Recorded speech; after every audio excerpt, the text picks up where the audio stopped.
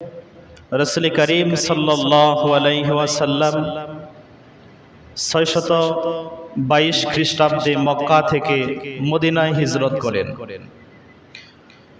হিজরতের পূর্বে রাসূলুল্লাহ সাল্লাল্লাহু আলাইহি ওয়াসাল্লাম মক্কায় থাকা অবস্থায় পবিত্র মক্কাকে কাবা বানিয়ে কাবার দিকে ফিরে আল্লাহর হাবিব এবং সাহাবায়ে আজমাইন সালাত আদায় করতেন। প্রিয় নবী সাল্লাল্লাহু আলাইহি ওয়াসাল্লাম যখন হিজরত করলেন, হিজরতের পর আল্লাহ রাসূল সাল্লাল্লাহু আলাইহি ওয়াসাল্লাম 16 কিংবা 17 মাস কাবার দিকে না ফিরে আল্লাহ পাকের নির্দেশে বাইতুল মুকাদ্দাসকে কাবা বানিয়ে আল্লাহ রাসূল 16 কিংবা 17 মাস নামাজ আদায় করেছেন। অথচ আল্লাহর হাবিব সাল্লাল্লাহু আলাইহি ওয়াসাল্লামের মনের টান ছিল, হৃদয়ের আবেগ ছিল যেন কাবাটাই, মক্কার কাবাটাই যেন স্থায়ী কাবা হয়। এজন্য আল্লাহর হাবিব সাল্লাল্লাহু আলাইহি ওয়াসাল্লাম বারবার তিনি আকাশের দিকে চোখ তুলে তাকাতেন যে হযরত জিবরাইল আলাইহিস সালাম কোন সময় ওহী নিয়ে আসেন আর আমাকে ইব্রাহিম আলাইহিস সালামের কাবাকে স্থায়ী কাবা বানিয়ে দেন। এজন্য নবীজি বারবার ওহীর অপেক্ষায় থাকতেন। হাদিস শরীফে আসছে, বুখারীর বর্ণনায় রাসূলুল্লাহ সাল্লাল্লাহু আলাইহি ওয়াসাল্লাম মসজিদে বনু সালামায় জোহর কিংবা আসরের নামাজ পড়ছিলেন। এমন সময় হযরত জিবরাইল আলাইহিস সালাম আল্লাহর হাবিবের কাছে ওহী নিয়ে আসলেন। আল্লাহ রাসূল জোহর কিংবা আসরের 2 রাকাত নামাজ পড়েছেন। এই সময় জিবরাইল আমিন ওহী নিয়ে আসলেন। ওহী নিয়ে এসে জানিয়ে দিলেন, হে রাসূল, ফাওয়াল্লি ওয়াজহাকা শাতরাল মসজিদিল হারাম। হে রাসূল, আপনি যে বাইতুল মুকাদ্দাসের দিকে ফিরে নামাজ পড়ছেন আর বাইতুল মুকাদ্দাসের দিকে ফিরে আপনাকে আপনার মনের যে আবেদন আল্লাহ সেটা মঞ্জুর করে নিয়েছেন, আপনি বাকি 2 রাকাত নামাজ কাবার দিকে ফিরে আদায় করুন। বলুন সুবহানাল্লাহ। বাকি 2 রাকাত নামাজ আল্লাহর হাবিব পবিত্র কাবা শরীফের দিকে ফিরে সমাপ্ত করেন। হযরতে আব্দুল্লাহ বিন আব্বাস রাদিয়াল্লাহু তাআলা আনহু বলেন, যেই মসজিদে নামাজরত অবস্থায় কিবলা পরিবর্তন হয়েছিল ওইটা মসজিদে বানু সালামা গোত্রের। আম্মা জান আয়েশা রাদিয়াল্লাহু আনহা বলেন, সেটা মসজিদে নববী। আরেক riwayate আসছে, আল্লাহর হাবিব হযরতে আব্বাদ বিন বিশর রাদিয়াল্লাহু তাআলা আনহুর বাড়িতে মেহমান হয়েছিলেন। ওইখানে যোহরের নামাজ আদায় করার সময় বা আসরের নামাজ আদায়কালে নবীজি 2 রাকাত নামাজ পড়েছেন। তৃতীয় রাকাতে জিবরাইল আমিন ওহী নিয়ে এসেছেন আর জানিয়ে দিয়েছেন, হে রাসূল, আপনি পবিত্র কাবাকে কেন্দ্র করে কাবার দিকে মুখ ফিরে নামাজ আদায় করুন। সাহাবায়ে কেরাম আল্লাহর হাবিবের দেখা দেখি, সবাই রাসূলুল্লাহর দেখা দেখি পবিত্র কাবা শরীফের দিকে চেহারা ফিরিয়ে আল্লাহর হাবিব এবং সাহাবায়ে কেরাম বাকি নামাজ সমাপ্ত করেছেন। তবে সবথেকে বিশুদ্ধ গ্রহণযোগ্য মত হলো ওই মসজিদটি হচ্ছে মসজিদে বনু সালামা। এই জন্য ওই মসজিদটাকে মসজিদে জুল কিবলাতাইন, 2 কিবলার মসজিদ বলা হয়। বাইতুল মুকাদ্দাস মসজিদ, এই মসজিদটি আল্লাহর নবী হযরতে সুলাইমান বিন দাউদ আলাইহিস সালাতু ওয়াস সালাম নির্মাণ করেছিলেন।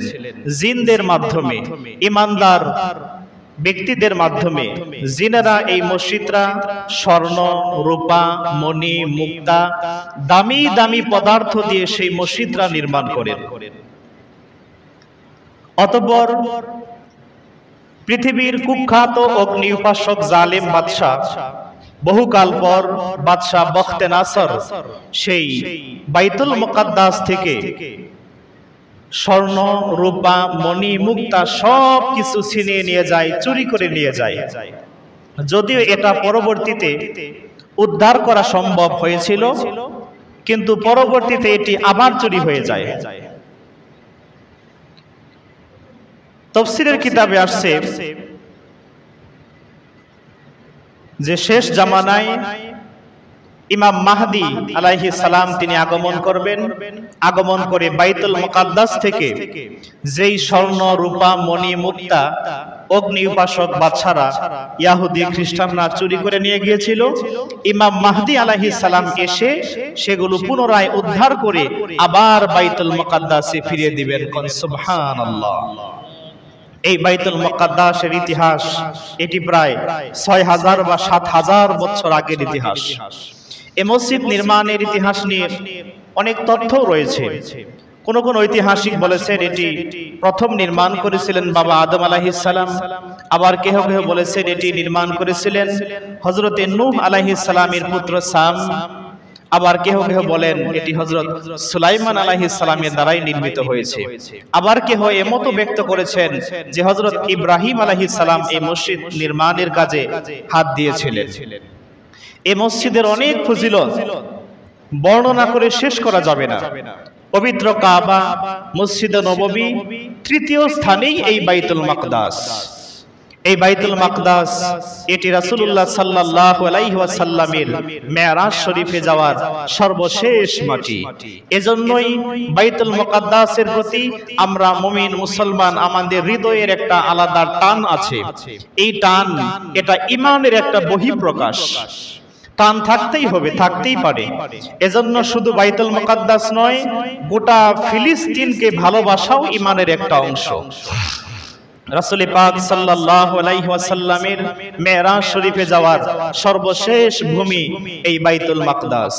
আল্লাহ রাব্বুল আলামিন পবিত্র কোরআনুল কারীমের সূরা বনী ইসরাঈলের প্রথম আয়াতে আল্লাহ বলেন, সুবহানাল্লাযী আসরা বিআবদিহি লাইলাম মিনাল মাসজিদিল হারাম ইলাল মাসজিদিল আকসাল্লাযী বারাকনা হাওলাহু লিনুরিয়াহু মিন আয়াতিনা ইন্নাহু হুয়াস সামিউল বাসীর। পুত পবিত্র মহান সেই সত্তা যিনি তার প্রিয় রাসূল বান্দাকে ইসরা করিয়েছেন, ভ্রমণ করিয়েছেন মসজিদে হারাম মক্কা শরীফ থেকে মসজিদে আকসা পর্যন্ত মেরাজের ঘটনায়, যার চতুর্পার্শ্বে আল্লাহ রেখে দিয়েছেন বরকত, যাতে করে আল্লাহ রাব্বুল আলামিন তার প্রিয় হাবিবকে তার কুদরতের নিদর্শন সমূহ দেখাতে পারেন। আর এই মসজিদ এবং এর আশপাশে রয়েছে প্রচুর বরকত। নিশ্চয়ই আল্লাহ রাব্বুল আলামিন সর্বশ্রোতা এবং সর্বদ্রষ্টা। সম্মানিত হাজিরিন, একটি কথা আমাদেরকে বুঝতে হবে যে আল্লাহ রাব্বুল আলামিন তার রাসূল সাল্লাল্লাহু আলাইহি ওয়াসাল্লামকে সরাসরি মক্কা থেকেই কিন্তু ঊর্ধ্ব আকাশে নিতে পারতেন। প্রথম আকাশ, দ্বিতীয়, তৃতীয়, চতুর্থ, পঞ্চম, ষষ্ঠ, সপ্তম, এরপরে লা জামান লা মাকান, সিদরাতুল মুনতাহা, ৭০,০০০ নূরের পর্দা পেরিয়ে আরশে আজিমে নিতে পারতেন।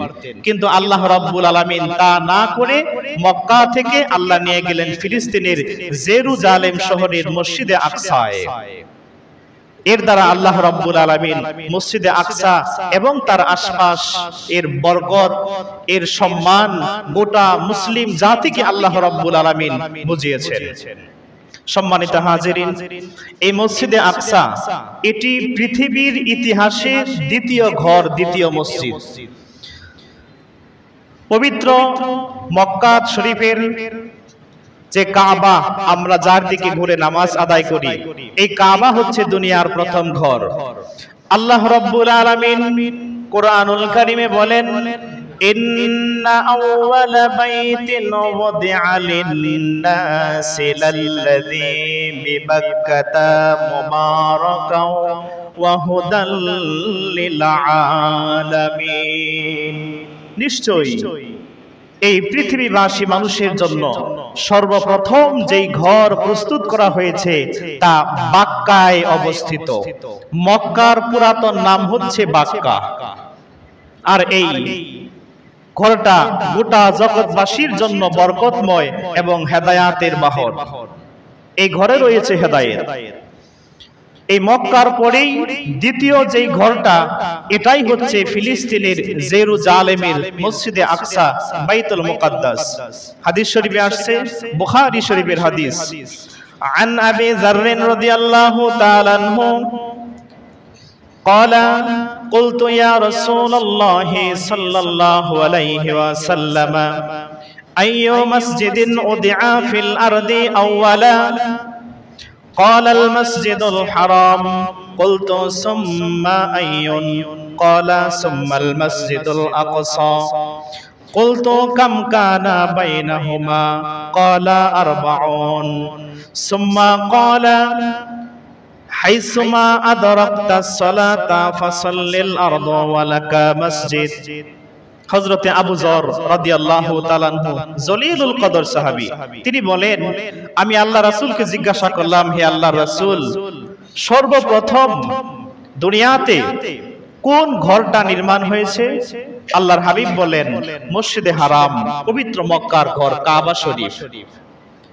আবু যর রাদিয়াল্লাহু আনহু বললেন, ইয়া রাসূলুল্লাহ, এরপরে কোনটা?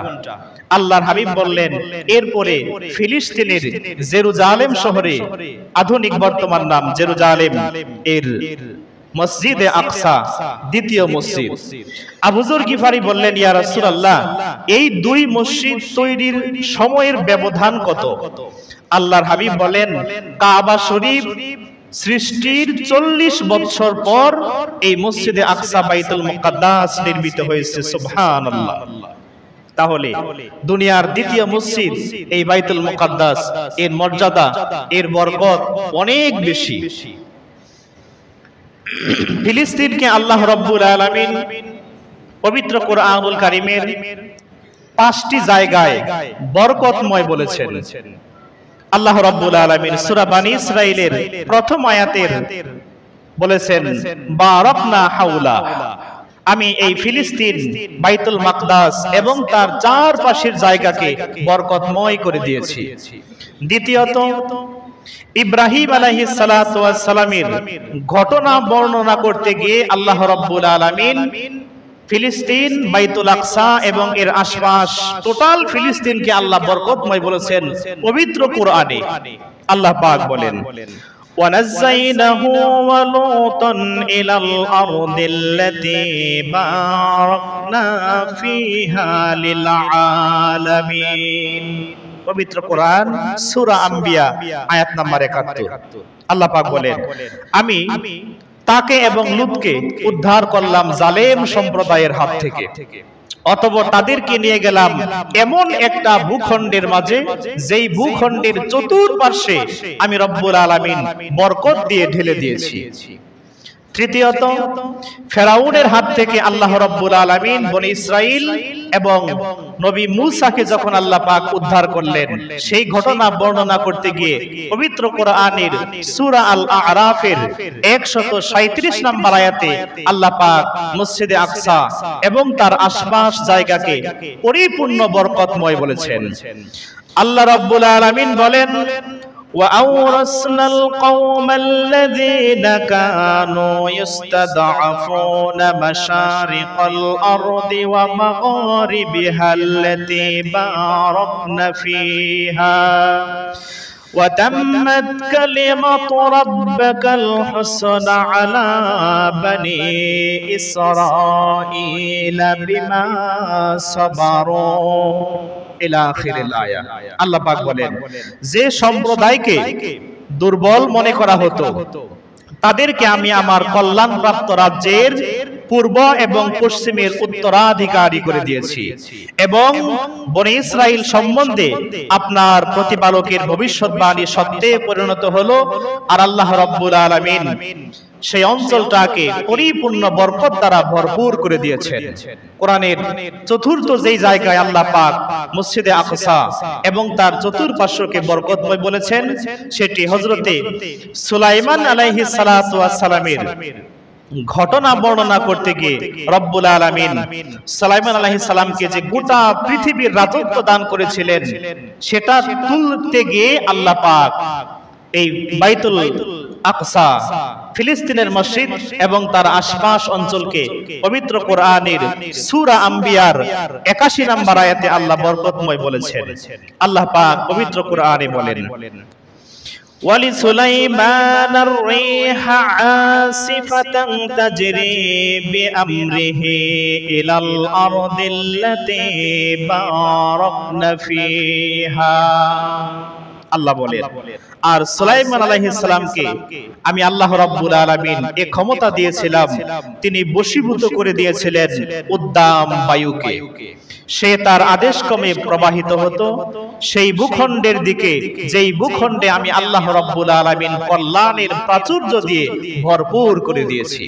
পঞ্চম, পবিত্র কুরআনুল কারীমের যে আয়াতে আল্লাহ পাক সেই ভূখণ্ডকে বরকতময় বলেছেন, সেটা কওমে সাবা, সাবার রানী বিলকিস, সেই বিলকিসের সুখ শান্তির কথা উল্লেখ করতে গিয়ে রব্বুল আলামিন পবিত্র কোরআনের সূরা সাবার 18 নম্বর আয়াতে আল্লাহ বাইতুল মাকদাস এবং তার আশপাশের অঞ্চলকে বরকতময় বলেছেন।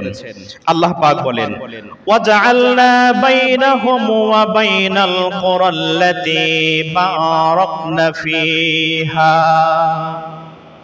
ওদের এবং যেসব জনপদের প্রতি আমি অনুগ্রহ করেছিলাম সেগুলোর মধ্যবর্তী স্থানে দৃশ্যমান বহু জনপদ স্থাপন করেছিলাম এবং ওই সব জনপদের ভ্রমণের যথাযথ ব্যবস্থা করেছিলাম, আর সেই জনপদটাকে আমি আল্লাহ রাব্বুল আলামিন বরকত দিয়ে ঢেলে দিয়েছিলাম। এই চারটি জায়গায় আল্লাহ পবিত্র ফিলিস্তিন, মসজিদে আকসা, পবিত্র শহর জেরুজালেমকে আল্লাহ পাক বরকতময় করে দিয়েছেন।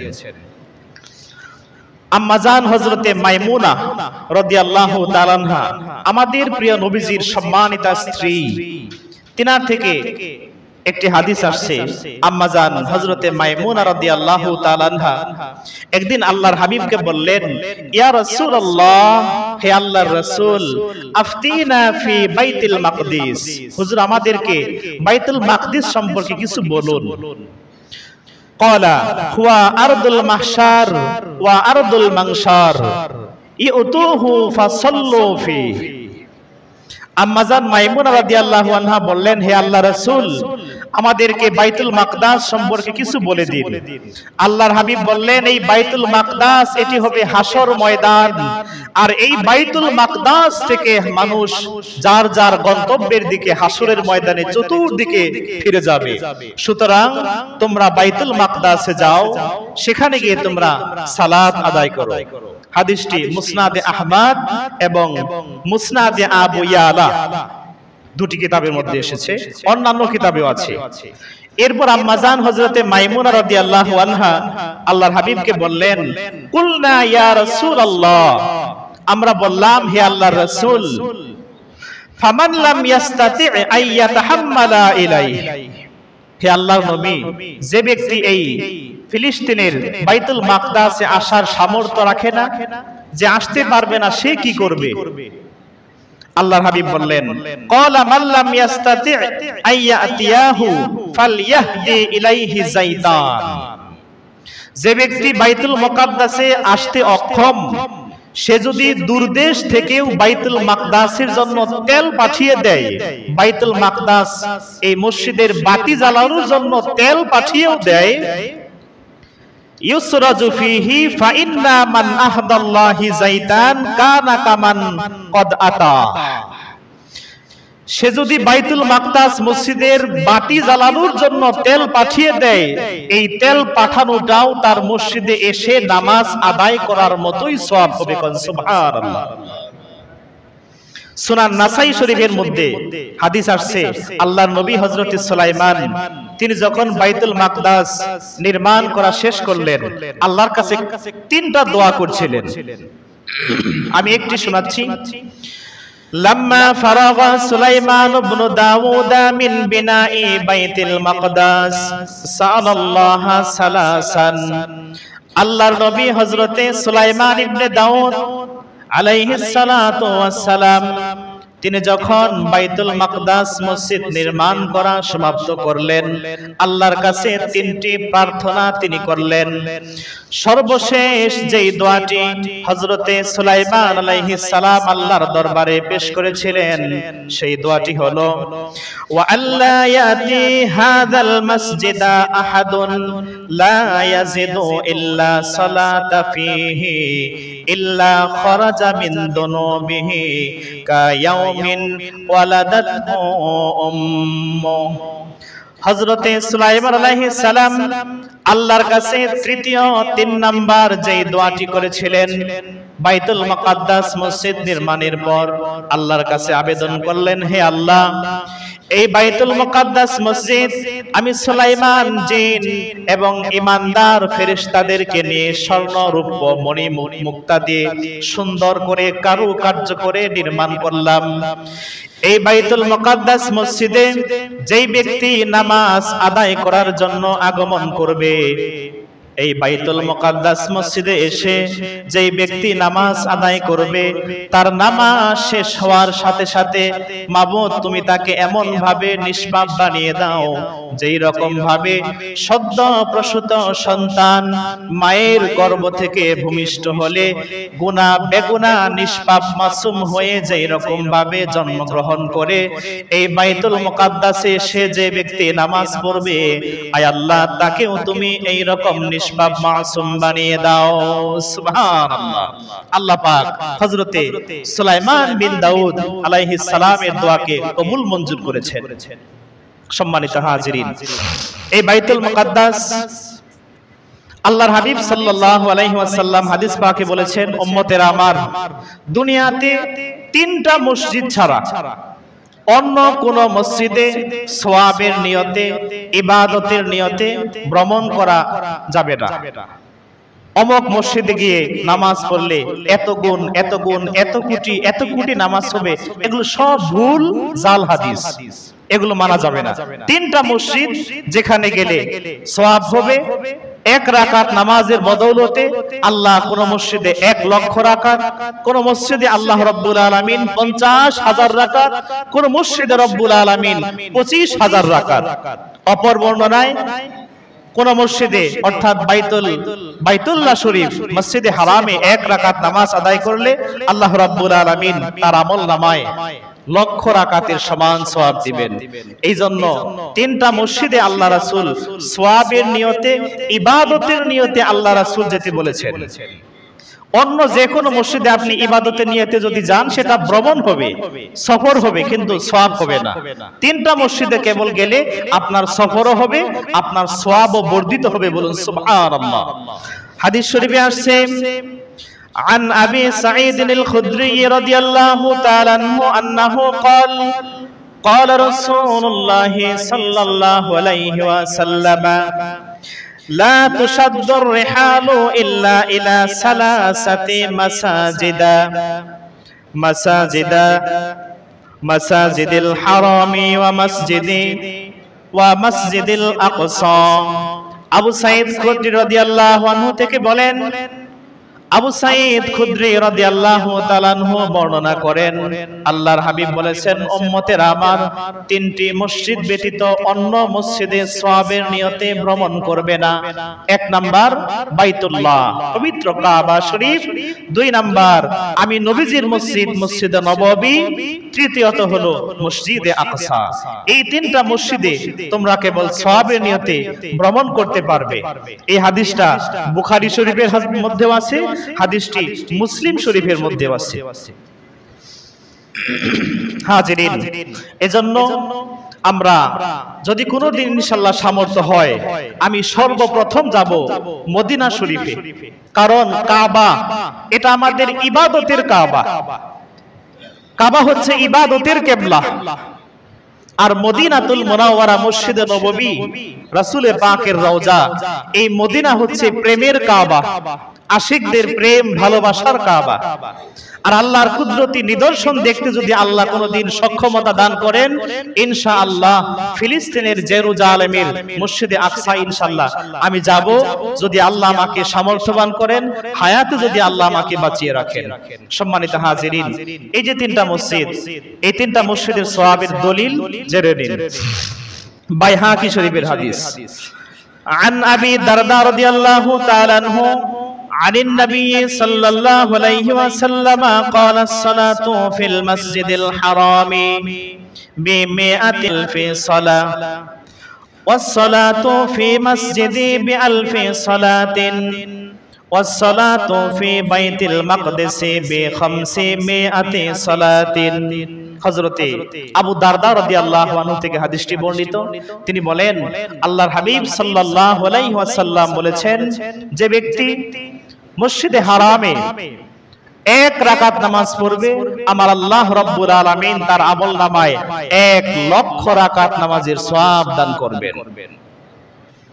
আর যে ব্যক্তি আমি নবীর মসজিদ মসজিদি মসজিদে নববীতে 1 রাকাত নামাজ আদায় করবে, আমার আল্লাহ রাব্বুল আলামিন তার আমলনামায় 1000 রাকাতের সওয়াব দিবেন, এই হাদিস অনুযায়ী।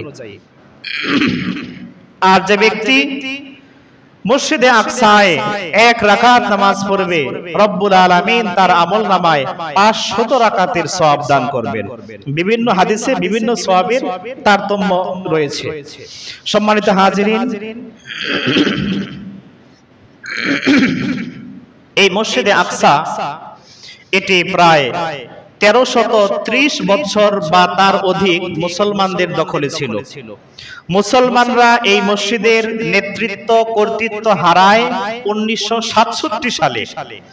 এরপরে 1969 সালে তৎকালীন ফিলিস্তিনের রাষ্ট্রপ্রধান ছিলেন গোল্ডা মেয়ার। এই গোল্ডা মেয়ার 1969 সালে ফিলিস্তিনের বাইতুল মুকাদ্দাস মসজিদের ভিতরে আগুন লাগিয়ে দেয়। ফিলিস্তিনের মসজিদের ভিতরের অনেক সৌন্দর্যকে সে নষ্ট করে ছারখার করে দেয়।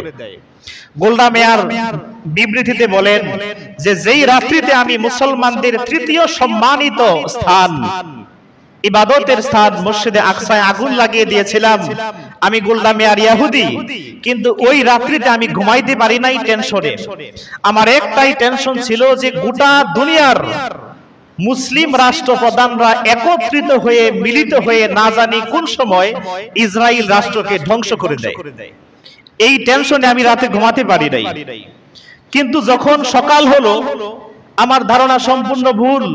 দেখলাম মুসলিম রাষ্ট্রপ্রধানরা তারা কোনো আক্রমণই করে নাই, কিছুই করে নাই, তারা ইসরায়েলের দিকে কোনো বাক্যও ছুড়ে মারে নাই, কোনো কথাও বলে নাই। তখন আমি নিশ্চিত হলাম মুসলিম জাতি এখনো ঘুমন্ত। এদেরকে যতই ক্ষতি করা হোক, এরা আমাদেরকে আক্রমণ করার জন্য সাহস পাবে না। কারণ মুসলমানরা তাদের ঈমানী শক্তি, ঈমানী বিশ্বাস, রাসূলের আদর্শ থেকে সম্পূর্ণরূপে বিচ্যুত হয়ে গিয়েছে। যখন মুমিন মুসলমানরা তাদের সেই পুরানো গৌরব, সাহাবায়ে আজমাইনদের ঈমানী গৌরব পুনরায় যখন তারা উদ্ধার করতে সক্ষম হবে, কোরআন এবং সুন্নাহর আদর্শ যখন তারা আদর্শবান হবে, ওই সময়ই কেবল কাফের মুশরিক বেঈমানরা মুসলমানদেরকে ভয় পাবে। এর আগে আমাদেরকে তারা ভয় পাবে না। পার্শ্ববর্তী দেশ ভারত, ভারতের মসজিদগুলোতে কিভাবে দাও দাও করে আগুন জ্বালিয়ে দিচ্ছে। মুসলমানরা নামাজ পড়তে যায়, পাশে পুলিশ লাঠি নিয়ে দাঁড়িয়ে থাকে মসজিদের দরজায়, বের হলেই পেটাতে থাকে। এরপরে মসজিদগুলোকে কিভাবে চুরমার করে ভেঙে দেওয়া হচ্ছে, আমরা কিছুই করতে পারতেছি না। ইনশাআল্লাহ রাসূলের ভবিষ্যৎবাণী গাজওয়াতুল হিন্দ অবশ্যই হবে।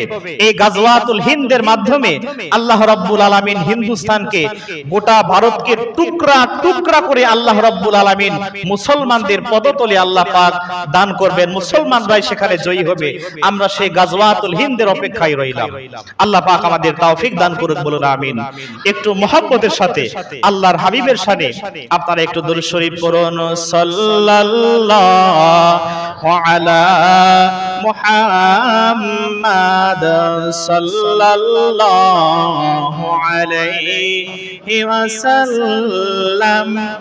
সাল্লাল্লাহু আলা মুহাম্মাদ সাল্লাল্লাহু আলাইহি ওয়াসাল্লাম। কানজুল কারামি মাওলান নিআমি হাদিউল উমামি লিশরীআতিহি সাল্লাল্লাহু আলা মুহাম্মাদ সাল্লাল্লাহু আলাইহি ওয়াসাল্লাম।